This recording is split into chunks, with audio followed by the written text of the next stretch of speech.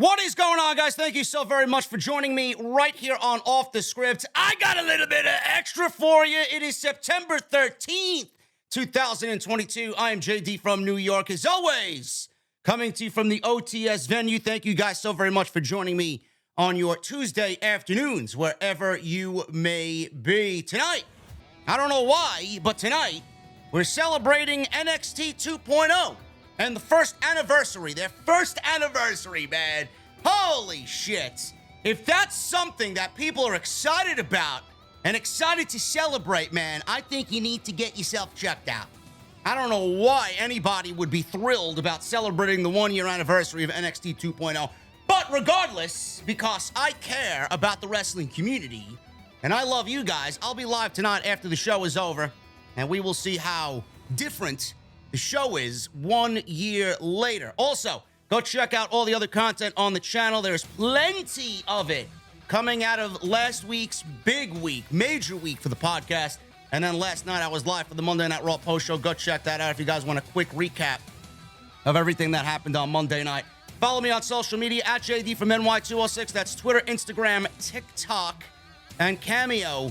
Hit that subscribe button down below. Turn on the bell for all notifications so you guys know when I upload these extras and when I go live. And as always, hit that thumbs up. I need 1,000 likes minimum on today's OTS Extra. You know, I woke up this morning and WrestleVotes was up bright and early in regards to Roman Reigns. And I find this very, very funny. This is hilarious to me. Because if I was a creative writer, I would automatically tell Triple H, hey, yo, Paul, this is the idea. This is what we need to go with. WWE thinks Roman Reigns' title situation is complex heading into WrestleMania next year. What's so complex about it? Vince McMahon messed everything up. He was the one who decided to give Roman Reigns both the Universal and WWE titles, and then sign him to a contract extension with significantly less dates. I mean, Triple H now has to fix all of this mess. How are we going to do that? It is now being speculated that WWE thinks this situation is complex. So, WrestleVotes reported today that the situation involving Reigns being the top champion is said to be complex coming out of WWE Creative. They say, and I quote, the situation with the world titles and Roman Reigns is complex, according to a source. They would like to go into Mania season and WrestleMania itself with two champions. That's good. That's a good start. They want to go into WrestleMania with two champions. But they also don't want Reigns losing at all prior to WrestleMania. Now, I'm told Triple H and company are open to all things creatively in regards to Roman Reigns. Now, WrestlingNews.co previously reported that there are still no plans for him to lose the title this year. The plan when he won the Universal title in 2020 was for him to be the champion when he eventually wrestled The Rock at WrestleMania. Who knows when that'll happen? I mean, if it doesn't happen this year, I don't think we'll ever get Roman Reigns and The Rock. One source familiar with the creative process told WrestlingNews.co that Triple H is moving forward with the original plans, and the idea is still for Reigns to talk into WrestleMania, or walk rather. I guess they're talking to The Rock, and walk into WrestleMania 39 as multi-champion. WWE wants to book Reigns and The Rock at WrestleMania, but it comes down to whether The Rock can do the match due to his busy schedule in Hollywood, and obviously now with the recommitments to relaunch the XFL. What is so complicated about this? I don't really understand what's so complicated about this. You got a multitude of things that you could decide upon. I'm going to give you three right here. I'm going to give you three right here. All you need is somebody from Monday Night Raw. This is option number one. All you need is somebody from Monday Night Raw to grow sick and fucking tired that they don't have a world champion. Our world champion is on SmackDown, but he refuses to work on Monday nights. So what we do, number one, Roman Reigns puts the WWE Championship on the line in the Royal Rumble. And whoever wins the Royal Rumble is the new WWE Champion. Then we use the Elimination Chamber in February to come up with the way, if you guys want Reigns and The Rock, for a way to come up with the challenger for the WWE Championship. Now, that depends on if WWE really has sealed and delivered The Rock. I don't know. But they could do something like that. Brock Lesnar put the WWE Championship on the line. Or I believe not Brock Lesnar. He walked into the Royal Rumble as WWE Champion. The Royal Rumble where Triple H won it. And it came down to him and Dean Ambrose. That was for the WWE Championship. Just put it on the line in the Royal Rumble. That's all. Just give it up. Just give it up. It doesn't even need to happen when Roman Reigns is eliminated in the Royal Rumble. Just put it on the line. You don't need it. The fuck do you want it for? You don't give a shit about it. You don't give a shit about Raw. You're not on the show. You refuse to work the show, so why not? Have someone grow sick and tired of that and put it on the line in the Royal Rumble. Now, probably, more than likely, that won't happen because, it's kind of silly for Roman Reigns to give up a championship. Here's another option. WWE, all they need to do is merge the Universal and WWE Championships into one championship. That's it. That's all you got to do. And then have the WWE Championship, whatever the case may be. You want to call this one the World Heavyweight Championship? Come up with a new World Heavyweight Championship. Come up with a winged eagle design that fits 2022. Put that on Roman Reigns, and then put the WWE Championship on the line in a tournament that concludes at WrestleMania. That's a great way to go about it if you want to do that. Or you could put the WWE Championship on the line in the Royal Rumble and have it be a situation like 1992 and then when Triple H won his Royal Rumble. That would be a great way to go about it as well. Why do we have Roman Reigns carrying around two championships? It's so fucking stupid. He wants to be the undisputed champion. You want to talk about this shit being unified. It's anything but unified. Unified means one, merging into one. They have yet to do that. They're still operating under a brand split. So WWE needs to fix this and get the WWE Championship on Monday Night Raw. Merging the titles and creating a brand new championship to signify Roman Reigns as the undisputed heavyweight champion is a great way to go about it. And then do a tournament that concludes at WrestleMania, or put the title on the line in the Royal Rumble. And then the Elimination Chamber, by default, would be much more important than it has been in many, many, many years. Option number 3, and this is my favorite. This is what I'd go with. This is what I present Triple H with if I was in the creative meeting with Paul Levesque.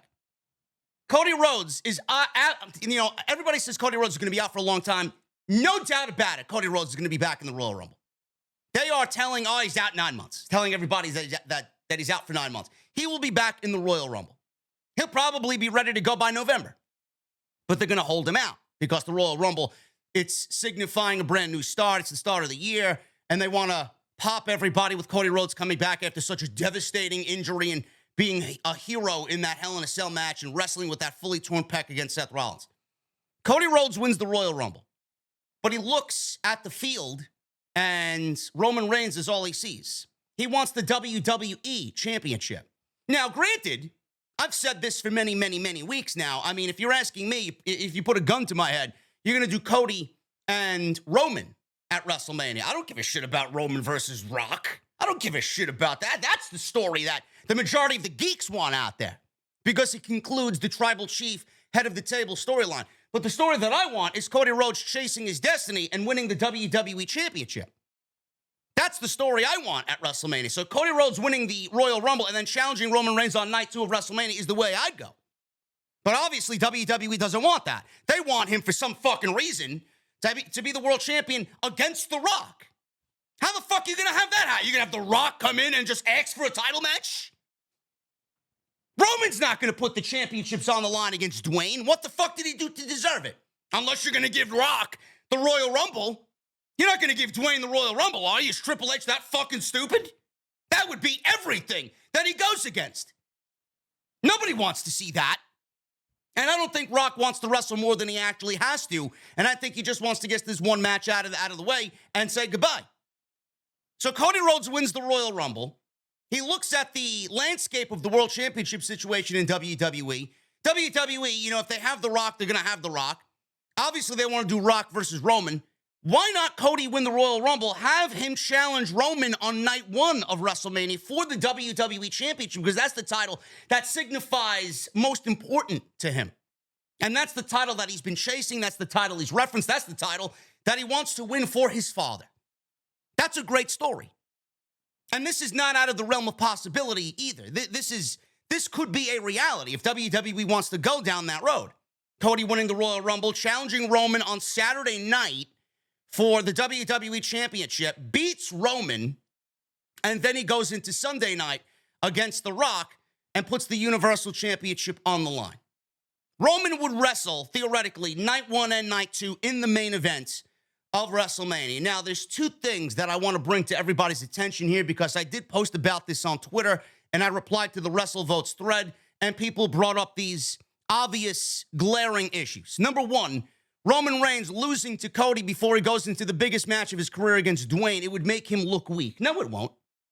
Why would Roman Reigns losing to Cody Rhodes make Roman Reigns look weak? I don't understand that. It's fucking Cody Rhodes. It's not the goddamn fucking Brooklyn Brawler. I mean, give me a break with that shit. Roman losing to Cody is going to make Roman look weak? I don't think so. I don't think so at all. That's number 1. Number 2, I don't really like this idea of Roman and Rock wrestling for a title. It doesn't need the fucking championship. It doesn't. I don't know why WWE is so set on Roman and Rock going into WrestleMania for the WWE Undisputed Championship. It shouldn't be for the title. It doesn't need to be for the championship. Another thing is Money in the Bank. What are we doing with the Money in the Bank situation? You could do a triple threat match. You could do the same thing that you did at WrestleMania with Seth Rollins cashing in when he pinned Roman and not Brock. It could just be, in this situation, Austin Theory would cash in, and whomever Roman Reigns is wrestling, he would cash in on one title because he'd be that disgruntled guy who wants to take the WWE Championship back to Monday Night Raw. Now, he's been mentioning the Universal Heavyweight Undisputed Championship, but this is where the situation becomes complex. How do you take one title off of Roman Reigns and not touch the other? Everybody's talking about, I want to be the undisputed this, I want to be the undisputed that. Austin Theory is always going to be a wild card. I don't think WWE has any plans at all for that championship. Good thing they have until July to get that briefcase off of Austin Theory. So they got some time to maneuver some sort of creative plan. A triple threat match could be the case where it's 2 out of 3 falls. WWE could put a Braun Strowman and a Roman Reigns and a Seth Rollins in a triple threat match, and Seth Rollins could pin Braun Strowman and win the WWE Championship, and then Roman, wins his fall and retains the Universal Championship, all without being pinned. I don't like that either. It's kind of lame. It's basically WWE doing something, anything, just to get the title off Roman, and it really doesn't have any significance to the overall story. What you need to go for here is story. You need to develop a story that is going to be WrestleMania worthy. You want Roman to be the greatest of all time, right? You want to hype Roman Reigns up as the greatest of all time. Motherfucker, if you want him to be the greatest of all time, then he needs to beat Cody and Roman at WrestleMania. Cody and Rock, rather. Roman does, at WrestleMania. That's what he needs to do. He wants to be the greatest of all time, then he needs to show up at the biggest show of the year and show us why by wrestling on Saturday and Sunday night. Oh, JD, why would you take the main event away from somebody else and have Roman wrestle twice is another thing that I heard. I don't really understand that either. Kazuchika Okada did that in Wrestle Kingdom. What? He did this year, right? He wrestled night 1 and then night 2? I don't understand that. Roman Reigns should be the guy to wrestle on night 1 and night 2. Here's something for you. There's nobody else that really deserves that honor. What are you gonna do? Ronda versus Becky Lynch in the main? Fuck that. Give me a break. You need the biggest story in the main event of Saturday and Sunday night. The biggest main event of WrestleMania should be the one that engulfs the entire show, and you build the entire show around. Ronda and Becky Lynch is nothing more than a fucking mid-card match. That's all it is. It's not as big as everybody thinks it is. It isn't, and it won't. So what we need to do here is get out of this mindset, Triple H, and get out of this mindset, WWE, with Roman Reigns' title situation being complex. It ain't that complex at all. You go with the original plan. You have Cody Rhodes win the Royal Rumble. You have him call out Roman Reigns. I want the WWE Championship. I'm challenging you to a match at WrestleMania on night one, Saturday night. But by that time, I hope WWE has The Rock signed, sealed, and delivered, and then gets him involved at WrestleMania during all of this, because it would make it seem a lot more epic. And then Roman Reigns, for the first time in almost 2.5 years, would have his back against the wall. Oh, shit. Cody's coming after my WWE title, and The Rock is coming after the Universal Championship. I don't know. That's what I would do. I don't know what you guys would want to do with it, but let me know down in the comment section below. I thought this was a very interesting story, enough to give you guys an extra today on Tuesday afternoon. And finally, guys, one other story, kind of big, but kind of not. The Young Bucks have responded to rumors that they've sent feelers out to the WWE. Being the Elite has now been put on hiatus, and there will be no show for the foreseeable future. This is not a surprise, because the belief is that everyone that was involved in the backstage fight at the AEW All Out Media Scrum has been told to lay low because of the ongoing investigation, and things won't resume as normal until the investigation is completed. Young Bucks won't be on television, Kenny Omega won't be on television, and CM Punk isn't going to be on television, even if the investigation is over, because he tore his triceps and he's going to be out up to 9 months. Everyone who was involved, including the Young Bucks, Kenny Omega, CM Punk, Ace Steel, they were all sent home, all suspended. Omega's interview with Swerve Strickland on his Swerve Strickland podcast has been postponed until a later date due to unfortunate circumstances. So things are going to happen like this because of the ongoing investigation. I would not worry. Being the Elite is not getting canceled. They're just told to lay low because they don't want anybody in the public eye, and they don't want anything being said or done while an investigation's going on. That's a serious thing. Now, the Young Bucks WWE story that's been going around, that's seemingly, taking on a life of its own. Meltzer came out and recently talked about this. I do believe that they sent feelers out to WWE, but it's not that big of a deal. It's not as big of a deal as people are making it out to be.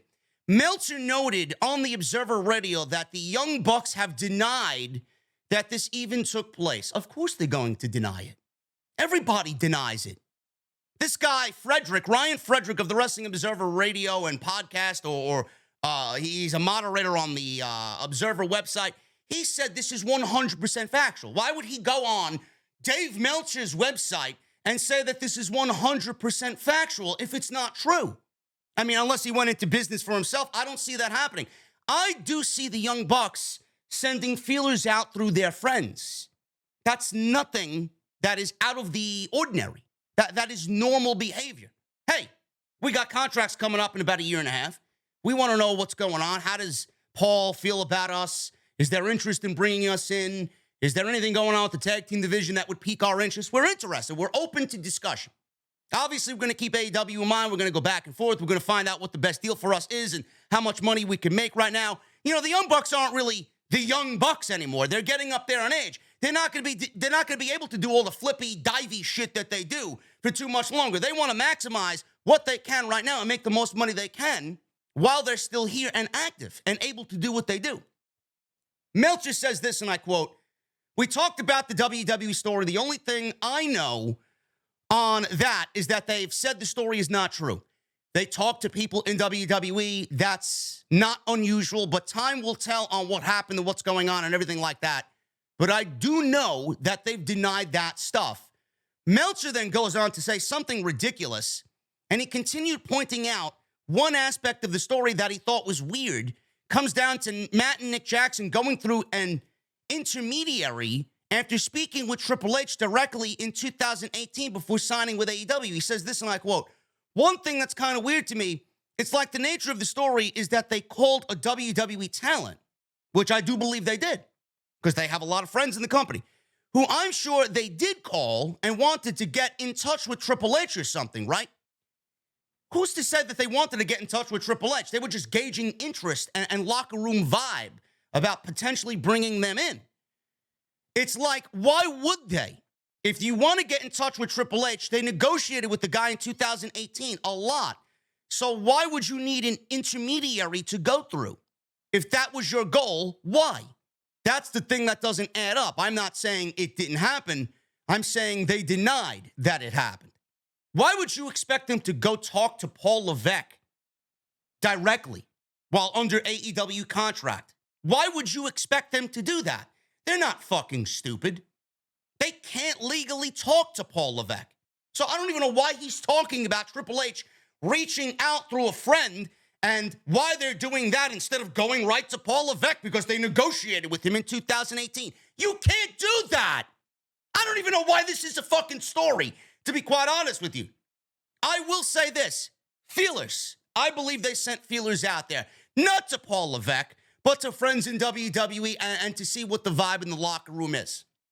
And I do think that it's a negotiation tactic because they want to strike some fear in Tony Khan's heart. Hey, you keep this up and everything that's going on right now, don't think that we won't go and talk to the other side. Because clearly, after what we saw at the media scrum, it looked like Tony Khan sided with CM Punk just the way he allowed him to speak, kind of threw the Bucks underneath the bus just by not really saying anything and dumbing down the situation, putting the fire out at the scrum. So the Bucks may take this personally. Hey, you sided with this guy. You didn't side with us. We're the ones that you got this company started with. We're the EVPs. And don't think that we're not going to be afraid to go talk to the other side when our contracts are up. You're going to have to show us that you care about us and that you want us here. So I do think that not only did they send feelers out, but it is definitely a negotiation tactic to strike some fear into Tony Khan and AEW. I don't know. Let me know what you guys think about that one below. But Dave Meltzer, he's ridiculous thinking that the Young Bucks should have went to Triple H. They can't legally do that. I don't even know why he put that statement out. That is absolutely ridiculous. Guys, that's all I got for this extra. Like I said, I'll be live tonight with NXT 2.0 and the post-show 1-year anniversary. I don't know what we're celebrating, but apparently the fans, they're voting on what happens on the show tonight, so we'll be live. Make sure you guys join me then. Follow me on social media at JD from NY206. That's Twitter, Instagram, TikTok, and Cameo. Hit that subscribe button down below. Turn on the bell for notifications. Go check out the Monday Night Raw review from last night if you didn't do so yet. And hit that thumbs up. 1,000 likes minimum on today's OTS Extra. Guys, I'll see you tonight for NXT. Have a great Tuesday. And until then, I'll see you guys later.